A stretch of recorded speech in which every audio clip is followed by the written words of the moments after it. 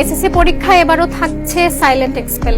কথা বলা, নকল কিংবা এদিক ওদিক তাকানো সহ বিভিন্ন অবৈধ কার্যকলাপের জন্য সাইলেন্ট এক্সপেলের নিয়ম রেখেছে শিক্ষা বোর্ডগুলো, যার ফলে পরীক্ষার্থীদের অজান্তে এক্সপেল করতে পারবেন পর্যবেক্ষকরা।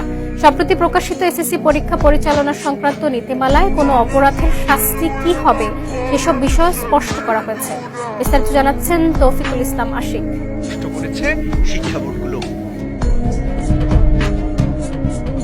প্রকাশিত এসএসসি পরীক্ষা পরিচালনা সংক্রান্ত নীতিমালায় 3 ধরনের শাস্তির কথা উল্লেখ করা হয়েছে।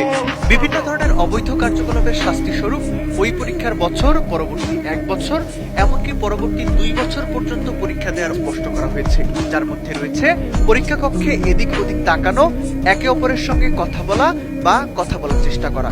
এছাড়া পরীক্ষা কক্ষে যে কোনো ধরনের অপরাধে সহায়তা করা, মোবাইল ফোন বা অন্য কোনো ইলেকট্রনিক ডিভাইস কাছে রাখা, উত্তরপত্র জমা না দিয়ে পরীক্ষা কক্ষ ত্যাগ করার মতো গুরুতর অপরাধের বিষয়গুলো উল্লেখ করা হয়েছে এই নীতিমালায়। শৃঙ্খলা ও স্বচ্ছতা নিশ্চিত করতে গুরুত্ব দেওয়া হয়েছে সাইলেন্ট এক্সপেলে।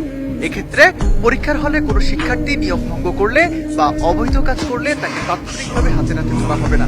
তবে প্রত্যবেক্ষক গোপনে পরীক্ষার্থীর ওএমআর শিট বা উত্তরপত্রের কভার পৃষ্ঠায় বিশেষ সংকেত দিয়ে খাতাটি আলাদা করে ফেলবেন। এতে পরীক্ষার্থী বুঝতেও পারবেন না যে সে আসলে সেই বিষয়ের জন্য বহিষ্কৃত হয়েছে। কোনো পরীক্ষার্থীকে এভাবে বহিষ্কার করা হলে পর্যবেক্ষকের একটি বিশেষ প্রতিবেদন সহ আলাদা প্যাকেটে ভরে লাল কালি দিয়ে রিপোর্টেড লিখে পরীক্ষা নিয়ন্ত্রকের দপ্তরে পাঠাতে হবে। অর্থাৎ হল থেকে বের করে না দিলেও ওই উত্তরপত্রটি আর স্বাভাবিক খাতা হিসেবে বিবেচিত হবে না। সাইলেন্ট এক্সপেল হওয়া পরীক্ষার্থীকে নিয়ম অনুযায়ী পরবর্তী পরীক্ষাগুলোতে অংশগ্রহণ করতে দেওয়া হবে, কিন্তু একবার যদি কোনো শিক্ষার্থী একটি বিষয়ে সাইলেন্ট এক্সপেল হন, তবে পরবর্তী বিষয়গুলোতে তিনি অসদুপায় অবলম্বন না করলেও তার খাতাগুলো একইভাবে বিশেষ ব্যবস্থায় আলাদা করে বোর্ডে পাঠানো হবে।